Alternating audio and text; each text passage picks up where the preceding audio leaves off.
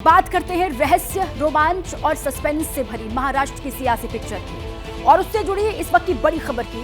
महाराष्ट्र पर ABP news की exclusive खबर आपको बताते हैं। देवेंद्र फडणवीस ही महाराष्ट्र के मुख्यमंत्री बनेंगे, ये जानकारी सामने आ रही है। एकनाथ शिंदे, अजित पवार डेप्यूटी सीएम होंगे महाराष्ट्र सरकार में।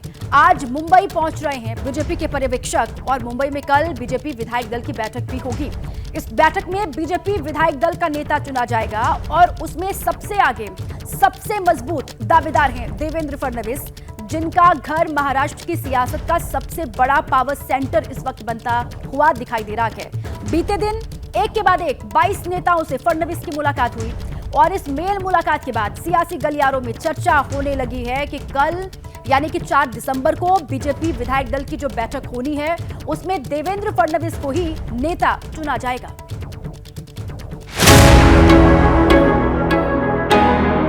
भारत माता की बोल सियापति रामचंद्र की जय भवानी।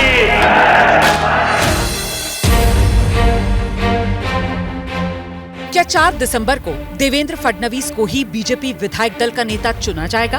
क्या 5 दिसंबर को फडणवीस ही महाराष्ट्र के सीएम की शपथ लेंगे? महाराष्ट्र के सियासी सीन का ये वो सवाल है जिस पर पर्दा गिरने का वक्त आ गया। 9 दिन का वक्त लेकर बीजेपी ने 2 पर्यवेक्षक तय कर दिए हैं। वित्त मंत्री निर्मला सीतारमण के साथ गुजरात के पूर्व मुख्यमंत्री विजय रूपाणी को जिम्मेदारी दी गई है। तो जो प्रस्ताव आएंगे उस पर विचार होगा और बाद में अगर सब लोग सर्वानुमते बताएंगे तो उसको ही हम नेता के तौर पर डिक्लेयर कर। एबीपी न्यूज को सूत्रों से जो जानकारी मिली उसके मुताबिक बुधवार यानी 4 दिसंबर को सुबह 10 बजे से विधान भवन में विधायक दल की मीटिंग होगी। बीजेपी विधायकों की बैठक में विधायक दल का नेता चुना जाएगा। जो विधायक दल का नेता होगा वही मुख्यमंत्री पद का चेहरा होगा। इस समय पे देवेंद्र फडणवीस फ्रंट रनर माने जा रहे हैं और सूत्रों के मुताबिक बीजेपी देवेंद्र फडणवीस को ही मुख्यमंत्री बनाएगी। पर जब तक विधायक दलों की बैठक में नाम तय नहीं होता तब तक सस्पेंस बना रहेगा। बीजेपी के नेता दबी जुबान में फडणवीस का ही नाम ले रहे हैं। फडणवीस ही महाराष्ट्र में वो नेता हैं जो नतीजों के बाद से एक्शन में दिख रहे हैं। मुंबई में पार्टी के नेता उन्हीं से मिल रहे हैं। आज 2 दर्जन से ज्यादा नेताओं ने फडणवीस से उनके घर जाकर मुलाकात की। इनमें चंद्रकांत पाटिल, राहुल नरवेकर, गिरीश महाजन, मोहित कंबोज, अतुल सावे, चंद्रशेखर बावनकुले, चित्रा वाघ, संजय कुटे, धनंजय मुंडे, मुरजी पटेल, पंकजा मुंडे प्रमुख हैं। लग ऐसा रहा है मानो फडणवीस का घर पावर सेंटर बन गया है और फडणवीस डिफेक्टो सीएम के तौर पर काम करने लगे हैं। 4 को विधायक दल की बैठक होगी तो 5 दिसंबर को शपथ ग्रहण का मुहूर्त भी तय हो गया है। मुंबई बीजेपी दफ्तर में मीटिंग हुई है। शपथ में 70 से 75 हजार लोगों के शामिल होने की उम्मीद है, जिसको लेकर तैयारियां शुरू हो गई हैं। भारतीय जनता पार्टी मुंबई की बैठक में क्या क्या व्यवस्थाएं वहां पर है इसकी पूरी जानकारी दी गई। आने जाने की व्यवस्था, कहां से उनको एंट्री होगी, अंदर क्या क्या व्यवस्थाएं होंगी, ये सारी बारीकी जानकारियां दी। पार्टी के नेताओं ने आज शपथ ग्रहण की तैयारियों का जायजा भी लिया। एक तरफ बीजेपी की ये तैयारी चल रही है और दूसरी तरफ कार्यवाहक सीएम एकनाथ शिंदे आज फिर किसी से नहीं मिले। खबर आई कि तबीयत ठीक नहीं है और डॉक्टर्स ने आराम की सलाह दी है। इससे पहले गुरुवार को दिल्ली में शिंदे ने अमित शाह से मुलाकात की। दूसरे दिन कोई मीटिंग नहीं हुई और वो गांव चले गए। 2 दिन गांव में रहने के बाद वो वापस आए और वापस आने के बाद उन्होंने मीडिया से भले बात की लेकिन अपने पत्ते नहीं खोले।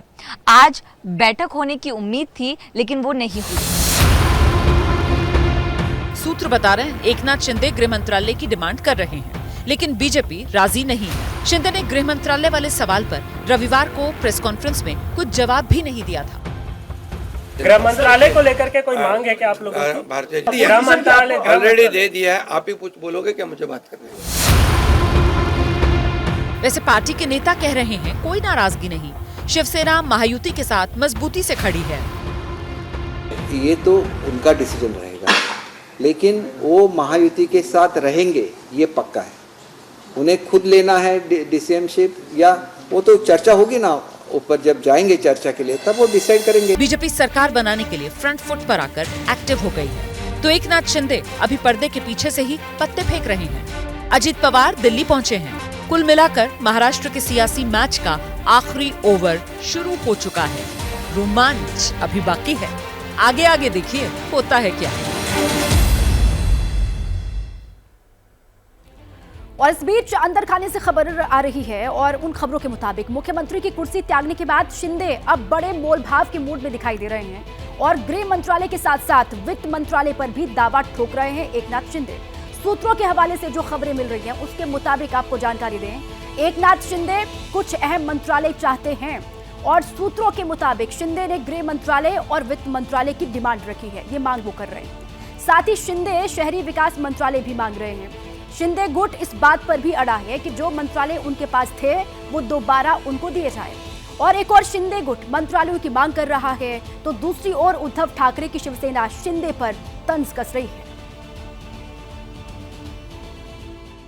तो ये अलग किस्म के शिंदे साहब है, वो तो महाराष्ट्र की एक शान है और उन्होंने बहुत अच्छा काम करके दिखाया है। लोकसभा का जो रिजल्ट था उसके बावजूद अच्छा रिजल्ट आ गया है। उनके लीडरशिप में सब हुआ है। बहुत अच्छे सोशल स्कीम्स उन्होंने लाए, सोशल वेलफेयर स्कीम्स।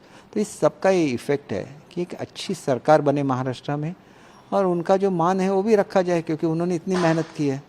हालांकि हमने कम ही सीट लड़ी थी तो उनसे ज़्यादा तो हमारी सीट नहीं आ सकती, लेकिन उनकी सीट आने में, हमारे सीट आने में एक दूसरे का सहयोगी कारण हुआ है ना। एकनाथ शिंदे जी और अजित पवार ये कोई बीजेपी के मित्र नहीं है, ये गुलाम है और गुलामों को समझौता ही करना पड़ता है। गुलाम अपने मालिक से, अपने आका से आंख दिखाकर बात नहीं कर सकता, आंख झुकाकर बात करना होता है। एकनाथ शिंदे की उतनी हिम्मत नहीं है कि वो नरेंद्र मोदी जी और उनकी सरकार को आंख दिखा दें। अब तक तो बीरबल की खिचड़ी पक गई थी, लेकिन ये महाराष्ट्र सरकार नहीं आई है। एकनाथ शिंदे और उनकी पार्टी के तमाम नेता कयासों और अटकलों के बीच में बार बार ये बात कह रहे हैं कि पीएम मोदी और अमित शाह जो भी फैसला करेंगे वो मंजूर है और महायुति में कोई मतभेद नहीं है, लेकिन हो सकता है भीतर खाने शायद कुछ और ही चल रहा है। अब वो क्या है ये तो बस अगले 48 घंटे में साफ हो जाएगा। लेकिन इस बीच शिंदे की सीएम उम्मीदवारी को लेकर एक बड़ा बयान सामने आया।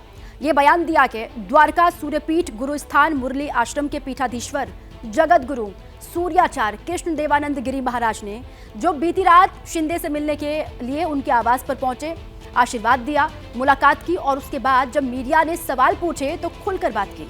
शिंदे के दोबारा सीएम बनने की उन्होंने इच्छा जाहिर की है। मैं ठीक नहीं, उनको देखने के लिए आया हूँ और वो फिर से मुख्यमंत्री बने, ये मेरी इच्छा है और उनको आशीर्वाद देने आया हूँ। भी हम यही कह रहे हैं कि वही मुख्यमंत्री बने और पूरे राज्य को पवित्र रूप से, पवित्र ज्वलंत हिंदुत्व लेके चले, ये हमारी आशा और अपेक्षा है।